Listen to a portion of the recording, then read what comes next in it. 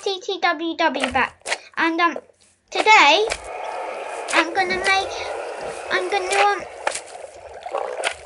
dye a walls colour. So it's quite simple. So this is gonna be a very short one. And so remember I made this wolf? Didn't really give him another name. I'm gonna do that out of the video.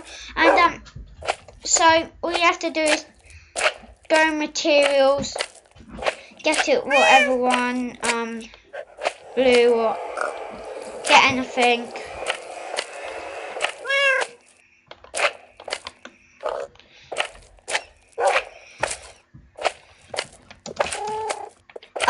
So just get anything, and then just get any colour. I'm gonna go blue.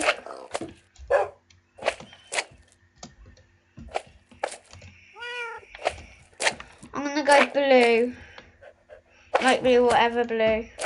And then just press on the roof, the wolf, and then there's the colour. And I said it was a very short one, so I'm gonna end this video here. Sorry, but it was a really short one.